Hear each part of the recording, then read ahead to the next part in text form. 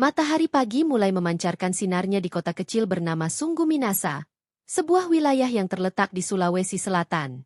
Kota ini mungkin tidak sepopuler Jakarta atau Surabaya, tetapi memiliki pesonanya sendiri.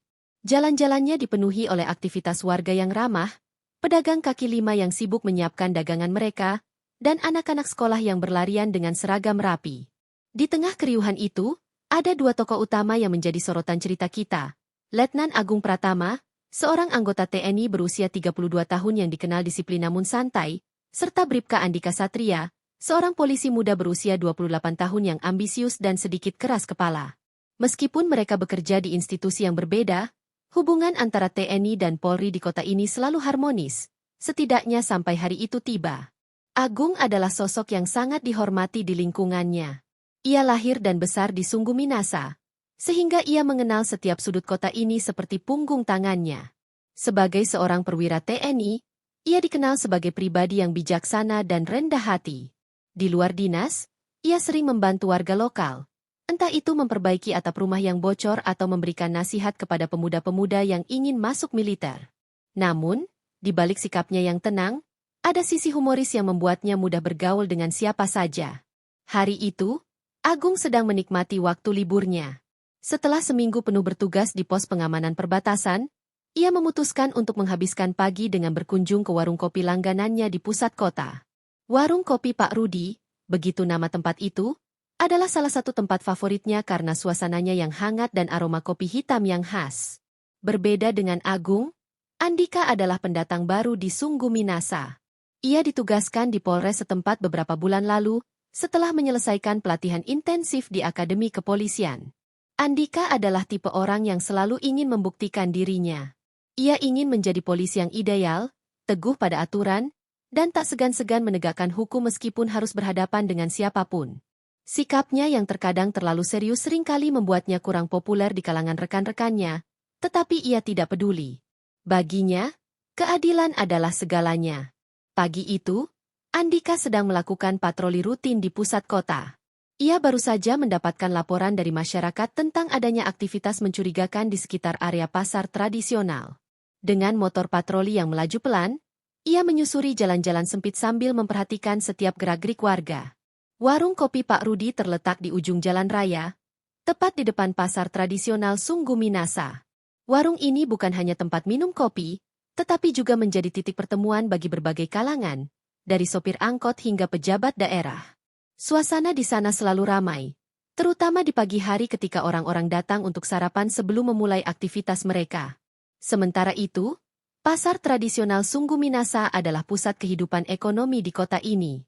Pedagang sayur, ikan, hingga pakaian bekas berjejer di sisi-sisi gang sempit. Bau rempah-rempah bercampur dengan aroma gorengan yang menggoda, menciptakan atmosfer yang khas. Ketika Agung tiba di warung kopi Pak Rudi, ia langsung disambut dengan senyum hangat oleh Pak Rudi, sang pemilik warung.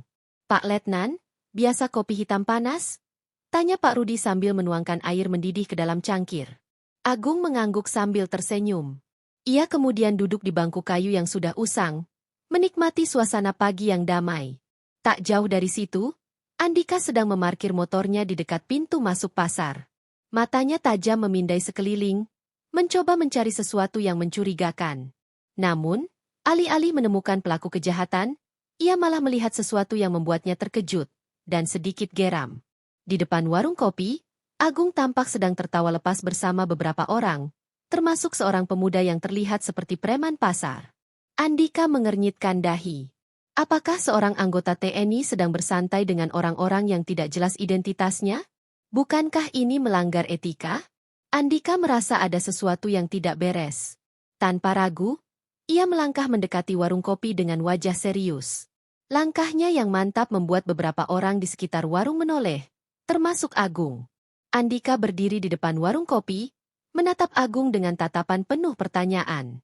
Sementara itu, Agung yang menyadari kehadiran Andika hanya tersenyum tipis, seolah-olah ia tahu apa yang akan terjadi selanjutnya. Langkah Bribka Andika Satria yang mantap menuju warung kopi Pak Rudi membuat suasana di sekitar warung berubah. Beberapa orang yang tadinya asyik bercengkerama mulai merasakan ketegangan. Agung, yang sedang menyeruput kopi hitamnya, menatap Andika dengan ekspresi tenang namun penuh rasa ingin tahu. "Selamat pagi, Pak Polisi," sapa Agung dengan nada santai, seolah-olah tidak ada yang salah dengan kehadirannya di sana. Ia meletakkan cangkir kopinya perlahan dan menyilangkan kedua tangannya di atas meja. Andika tidak langsung menjawab. Matanya menyapu sekeliling, memperhatikan setiap wajah yang duduk di bangku kayu itu.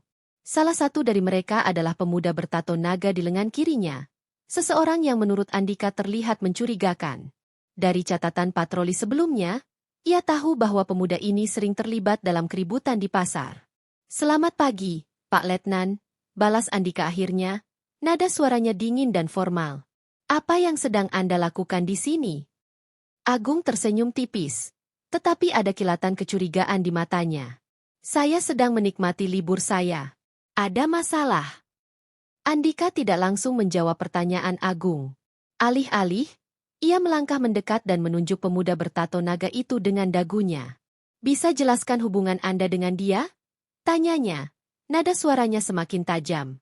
Agung menghela napas pelan. Ia tahu apa yang dipikirkan Andika, bahwa ia sedang berkumpul dengan preman pasar. Namun, kenyataannya jauh lebih kompleks daripada itu. "Namanya Arif," kata Agung, memperkenalkan pemuda itu. "Dia bukan preman seperti yang Anda pikirkan. Dia adalah adik ipar saya." Jawaban itu membuat Andika terkejut, meskipun ia berusaha menyembunyikannya. Adik ipar? Tapi laporan warga mengatakan bahwa dia terlibat dalam beberapa keributan di pasar minggu lalu. Arif, yang sejak tadi hanya diam, akhirnya angkat bicara. "Pak Polisi, saya cuma nganter barang dagangan ke pasar. Nggak ada urusan sama keributan itu. Orang-orang suka salah paham aja." Andika masih belum sepenuhnya percaya. "Kalau begitu, kenapa Anda bertemu di sini? Di depan umum? Lagi?" Agung menatap Andika dengan pandangan tajam. "Karena saya sedang membantu keluarga saya. Arif butuh nasihat soal usaha dagangnya. Apakah itu melanggar hukum?" Tatapan Andika beralih dari Arif ke Agung. Ia merasa ada sesuatu yang disembunyikan, tetapi sulit untuk membuktikannya. Namun, sikap Agung yang terlalu santai membuatnya semakin curiga. Suasana di warung kopi semakin tegang. Beberapa pengunjung lain mulai berbisik-bisik, khawatir konfrontasi ini akan berujung pada pertengkaran fisik. Pak Rudi, sang pemilik warung, mencoba menenangkan situasi. Pak Polisi, Pak Letnan, mending kita duduk dulu. Ngobrol baik-baik aja," katanya sambil menyodorkan secangkir kopi kepada Andika. Andika menolak tawaran itu dengan sopan, tetapi tatapannya tetap tertuju pada Agung. "Baik-baik? Saya hanya melakukan tugas saya, Pak Rudi. Kalau memang tidak ada masalah, kenapa harus ditutup-tutupi?" Agung tertawa kecil, tetapi nada suaranya mulai meninggi. "Tidak ada yang saya tutup-tutupi. Kalau Anda punya bukti bahwa saya atau keluarga saya melanggar hukum, silakan proses sesuai aturan. Tapi kalau cuma prasangka, saya sarankan Anda fokus pada pekerjaan yang lebih penting." Kata-kata itu membuat Andika tersinggung. Baginya, ini bukan sekadar prasangka. Ia merasa ada sesuatu yang tidak beres, dan sikap Agung yang terlalu defensif hanya memperkuat keyakinannya. "Kalau begitu, saya minta izin untuk memeriksa identitas semua orang di sini," kata Andika, nada suaranya semakin tegas. Agung bangkit dari kursinya, wajahnya yang biasanya tenang kini mulai menunjukkan emosi. "Maaf, Pak Polisi, tapi saya tidak bisa membiarkan Anda melakukan itu tanpa alasan yang jelas. Jangan lupa, saya juga bagian dari penegak hukum."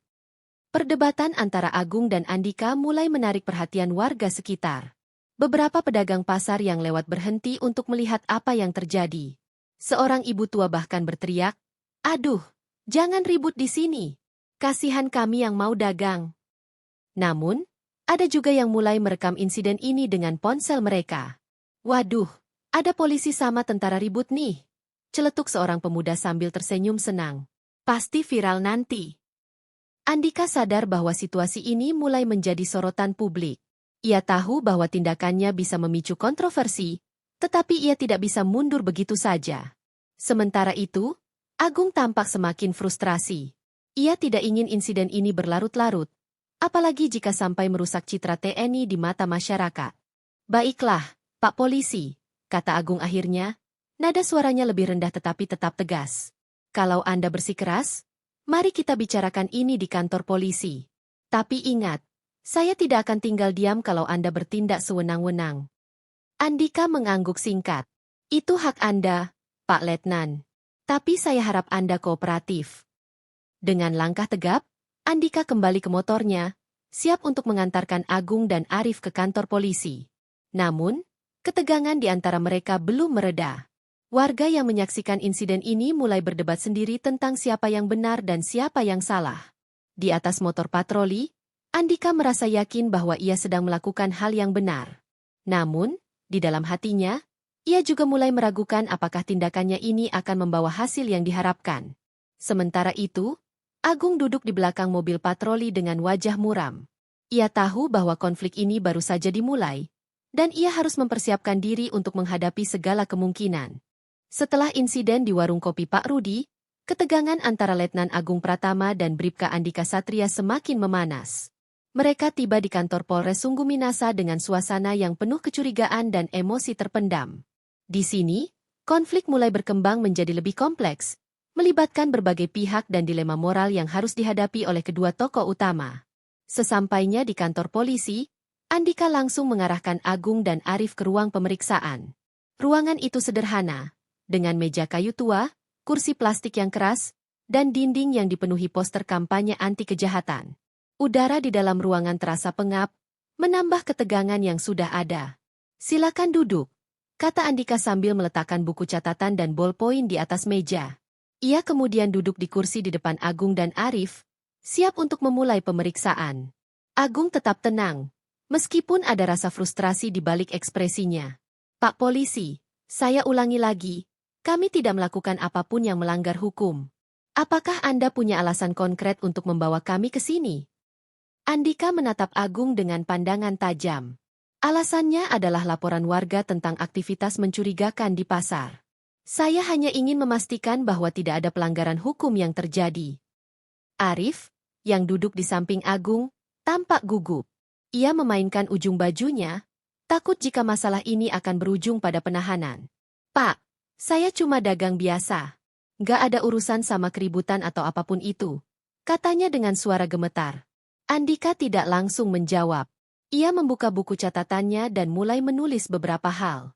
Kita lihat nanti setelah pemeriksaan selesai, katanya singkat. Tidak lama setelah pemeriksaan dimulai, seorang perwira senior dari Polres masuk ke ruangan. Dia adalah Kompol Rahmat Hidayat, Kepala Satuan Reserse Kriminal, Kasat Reskrim, di Polres Sungguh Minasa. Kompol Rahmat adalah sosok yang bijaksana dan sangat dihormati di institusinya. Ia mendengar kabar tentang insiden di warung kopi dan langsung datang untuk memastikan situasi tetap terkendali. Pak Andika, ada apa ini? Tanya Kompol Rahmat dengan nada tegas namun tenang. Matanya beralih dari Andika ke Agung, mencoba memahami situasi. Andika bangkit dari kursinya dan memberi hormat. Laporan warga, Pak. Ada indikasi aktivitas mencurigakan di pasar. Saya sedang memeriksa dua orang ini. Kompol Rahmat mengangguk, tetapi tatapannya tertuju pada Agung. Letnan Agung, benarkah ada masalah serius di sini? Tanyanya dengan nada yang lebih lembut. Agung bangkit dari kursinya dan memberi hormat kepada Kompol Rahmat. Tidak ada masalah serius, Pak. Saya hanya sedang membantu keluarga saya. Ini murni kesalahpahaman. Kompol Rahmat tampak berpikir sejenak. Ia tahu bahwa hubungan antara TNI dan Polri di daerah ini selalu harmonis, dan ia tidak ingin insiden ini merusak citra kedua institusi. Namun, ia juga tidak bisa begitu saja mengabaikan prosedur. Baiklah, mari kita selesaikan ini dengan kepala dingin, kata Kompol Rahmat akhirnya.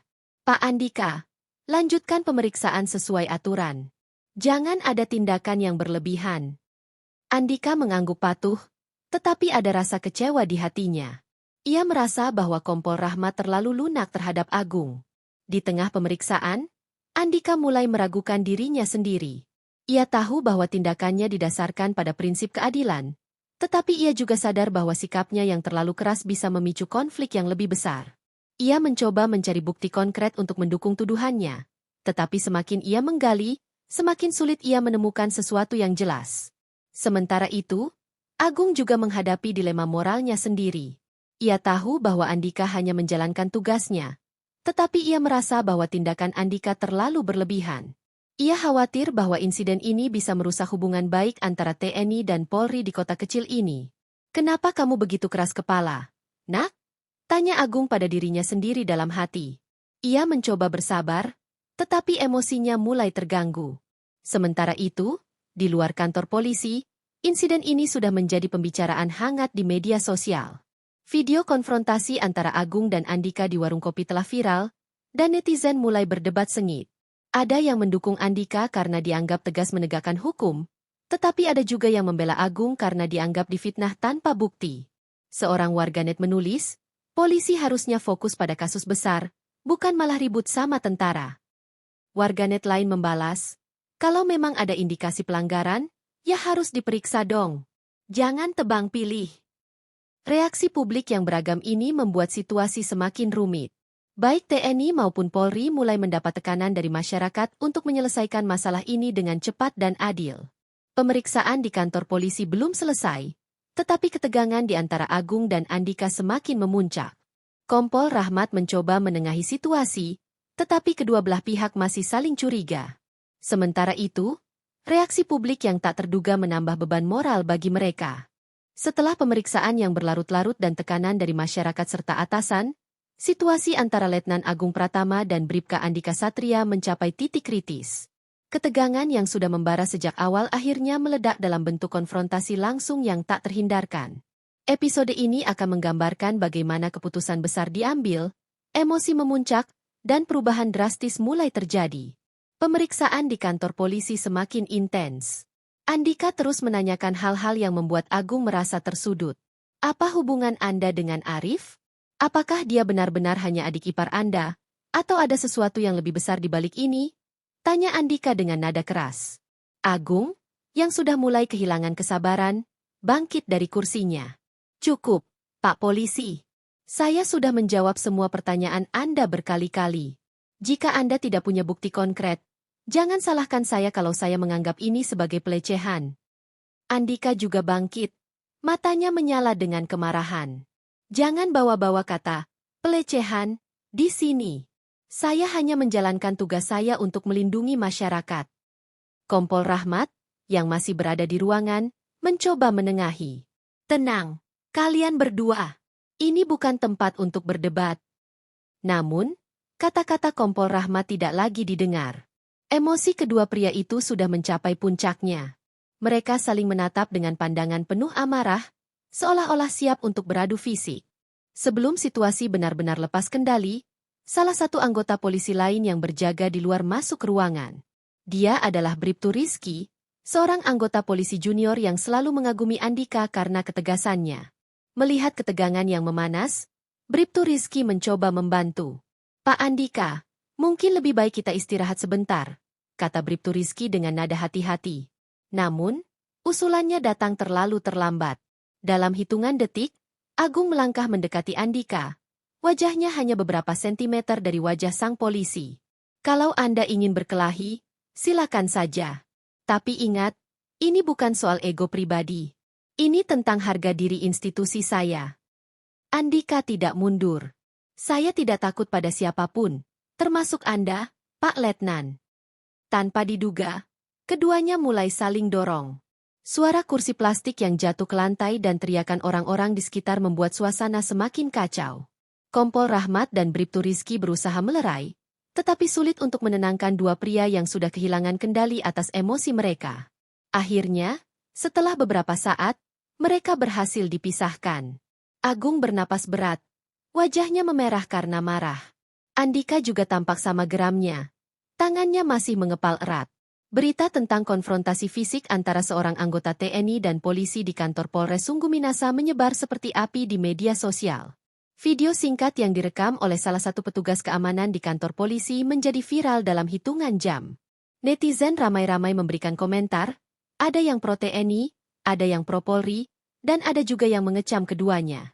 Seorang influencer lokal bahkan membuat siaran langsung di platform media sosial untuk membahas insiden ini.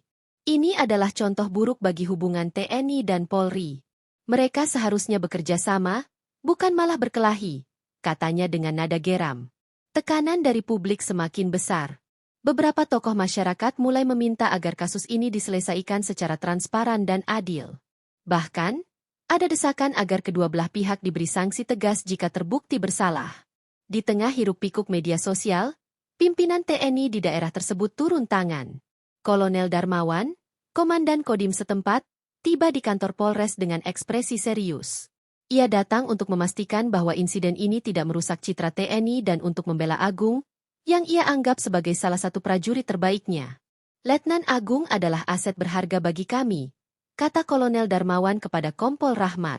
Jika ada tuduhan tanpa bukti, kami tidak akan tinggal diam. Kompol Rahmat tampak cemas. Ia tahu bahwa situasi ini bisa berujung pada konflik yang lebih besar jika tidak ditangani dengan bijak. Pak Kolonel, kami hanya menjalankan prosedur. Tidak ada niat untuk merendahkan institusi TNI. Kolonel Darmawan mengangguk, tetapi tatapannya tetap tajam. Baiklah, mari kita selesaikan ini dengan kepala dingin. Saya minta pemeriksaan dilanjutkan dengan pengawasan ketat dari kedua belah pihak.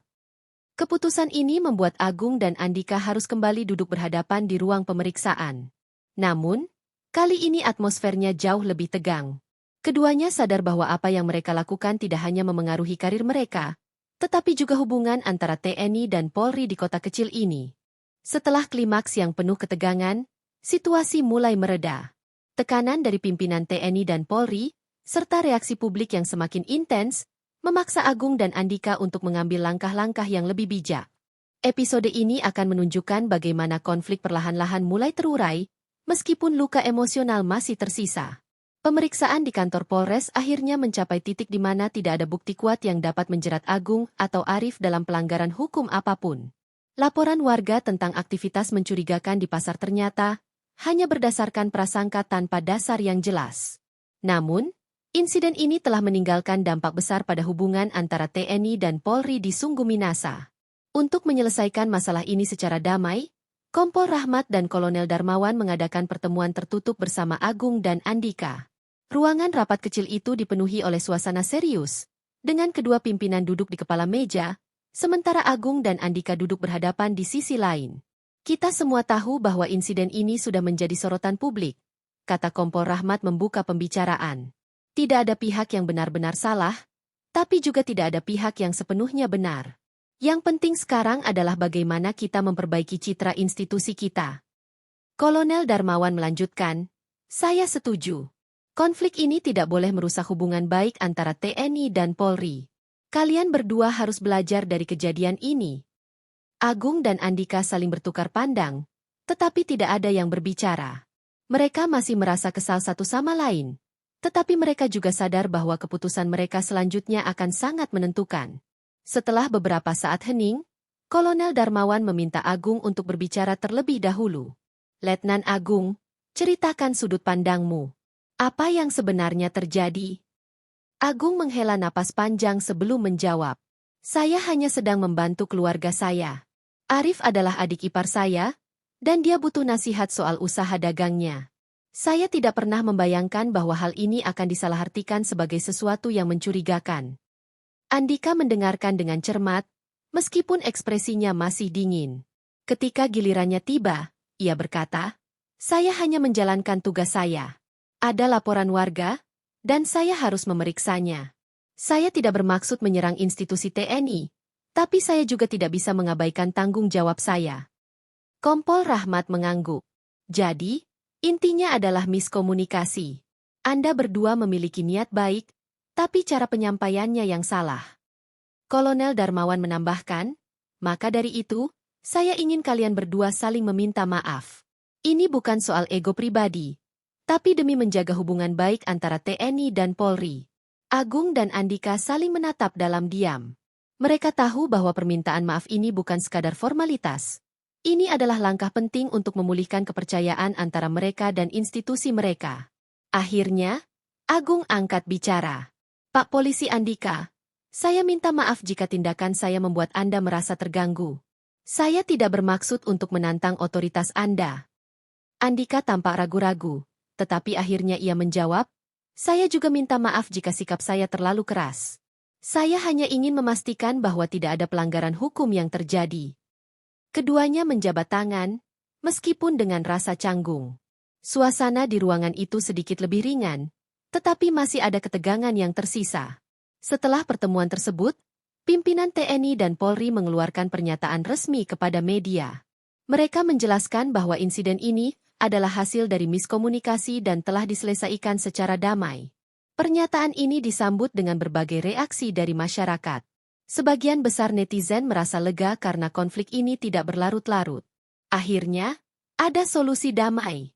Semoga kedepannya TNI dan Polri bisa bekerja sama lebih baik lagi, tulis seorang warganet. Namun, ada juga yang masih skeptis. Semoga ini bukan sekadar pencitraan. Harus ada evaluasi agar kejadian seperti ini tidak terulang, komentar warganet lain. Media lokal juga memberitakan langkah-langkah konkret yang diambil oleh kedua institusi untuk memperbaiki hubungan mereka. Salah satunya adalah rencana kerjasama antara TNI dan Polri dalam patroli gabungan untuk menjaga keamanan di pasar tradisional. Di malam harinya, Agung duduk sendirian di teras rumahnya, memandangi langit malam yang penuh bintang. Ia memikirkan apa yang terjadi hari itu dan merasa bersalah karena telah membiarkan emosinya menguasai dirinya. Mungkin aku terlalu defensif, gumamnya pelan. Di tempat lain, Andika juga sedang merenung di kamarnya. Ia menyadari bahwa tindakannya mungkin terlalu impulsif dan kurang mempertimbangkan konteks sosial. Aku harus belajar lebih sabar, katanya pada dirinya sendiri. Keduanya menyadari bahwa insiden ini adalah pelajaran berharga bagi mereka. Meskipun mereka masih belum sepenuhnya nyaman satu sama lain, mereka berkomitmen untuk tidak mengulangi kesalahan yang sama di masa depan. Meskipun konflik utama sudah mereda, dampak dari insiden ini masih terasa. Agung dan Andika mulai memperbaiki hubungan mereka secara perlahan, tetapi mereka tahu bahwa proses ini membutuhkan waktu. Sementara itu, masyarakat Sungguh Minasa mulai melupakan insiden ini dan kembali fokus pada kehidupan sehari-hari mereka. Setelah konflik yang panjang dan penuh emosi, cerita ini memasuki babak akhir. Episode ini akan menunjukkan bagaimana hubungan antara Letnan Agung Pratama dan Bribka Andika Satria berangsur-angsur membaik, serta pesan moral yang dapat diambil dari perjalanan mereka. Selain itu, kita juga akan melihat dampak positif dari insiden ini bagi masyarakat Sungguh Minasa. Beberapa minggu setelah insiden di kantor Polres, suasana di Sungguh Minasa mulai kembali normal. Warung kopi Pak Rudi, tempat konfrontasi pertama kali terjadi, kini kembali ramai oleh pengunjung. Namun, ada sesuatu yang berbeda kali ini. Agung dan Andika mulai saling menyapa dengan lebih hangat. Suatu pagi, Agung datang ke warung kopi seperti biasa. Ia memesan secangkir kopi hitam dan duduk di bangku kayu favoritnya. Tak lama kemudian, Andika muncul dengan motor patroli miliknya. Ia tampak ragu-ragu sejenak sebelum akhirnya mendekati meja Agung. "Selamat pagi, Pak Letnan," sapa Andika dengan nada yang lebih santai daripada sebelumnya. Agung tersenyum tipis. "Pagi, Pak Polisi. Mau minum kopi?"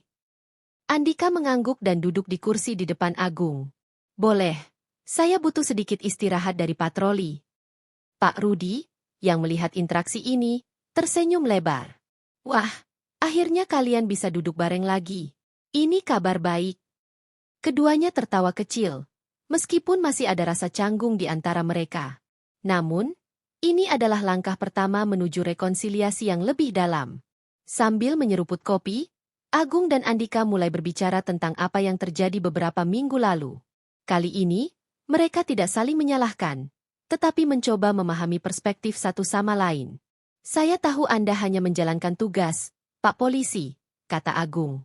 "Tapi kadang-kadang, cara kita berkomunikasi bisa salah dipahami." Andika mengangguk. "Saya juga sadar bahwa saya terlalu keras kepala waktu itu. Seharusnya saya lebih sabar dan mendengarkan penjelasan Anda." Agung tersenyum. "Kita berdua belajar dari kesalahan, kan? Semoga kedepannya kita bisa bekerja sama lebih baik." Andika balas tersenyum. "Setuju. Lagi pula, kita punya tujuan yang sama, melindungi masyarakat." Dalam beberapa minggu ke depan, pimpinan TNI dan Polri di Sungguh Minasa meluncurkan program kerjasama baru, Patroli Gabungan TNI Polri. Program ini bertujuan untuk meningkatkan keamanan di pasar tradisional dan lingkungan sekitarnya. Agung dan Andika ditugaskan sebagai koordinator lapangan untuk program ini. Di hari pertama patroli gabungan, Agung dan Andika berdiri berdampingan di depan barisan anggota TNI dan polisi. Mereka memberikan arahan kepada tim tentang pentingnya kerjasama dan komunikasi. Kita semua memiliki tanggung jawab yang sama, kata Agung. Jangan biarkan ego atau prasangka menghalangi misi kita. Andika melanjutkan, kerjasama adalah kunci. Jika ada masalah, kita bicarakan bersama. Jangan sampai ada kesalahpahaman seperti yang terjadi sebelumnya. Anggota tim mengangguk setuju. Suasana di antara mereka terasa lebih harmonis, seolah-olah insiden beberapa minggu lalu telah membuka mata mereka tentang pentingnya kolaborasi. Program patroli gabungan ini mendapat sambutan positif dari masyarakat. Pedagang pasar merasa lebih aman karena kehadiran TNI dan Polri bersama-sama. Bahkan, beberapa warga mulai mengadakan acara sosial bersama, seperti gotong royong membersihkan pasar atau mengadakan festival budaya. Seorang pedagang sayur bernama Bu Siti berkomentar, "Dulu saya takut kalau ada keributan di pasar. Sekarang, dengan adanya patroli gabungan, saya merasa lebih tenang." Insiden yang awalnya menjadi sorotan negatif kini berubah menjadi pelajaran berharga bagi seluruh masyarakat Sungguh Minasa. Mereka menyadari bahwa konflik bisa diselesaikan dengan dialog dan kerjasama, bukan dengan kekerasan atau saling menyalahkan.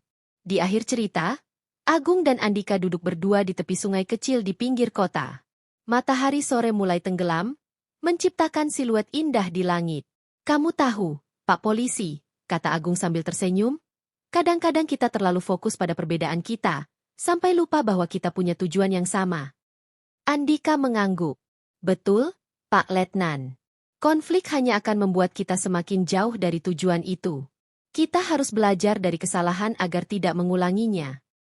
Mereka berdua diam sejenak, menikmati keindahan alam di sekitar mereka. Meskipun perjalanan mereka penuh liku, mereka berhasil menemukan jalan damai dan memperbaiki hubungan mereka. Insiden yang awalnya dipenuhi ketegangan dan kecurigaan berakhir dengan rekonsiliasi dan kerjasama yang lebih baik. Agung dan Andika belajar bahwa miskomunikasi bisa terjadi, tetapi yang lebih penting adalah bagaimana mereka menyelesaikannya dengan bijak. Cerita ini mengajarkan kita bahwa konflik tidak harus berakhir dengan kebencian. Dengan sikap terbuka, empati, dan kerjasama, kita bisa mengubah tantangan menjadi peluang untuk membangun hubungan yang lebih kuat.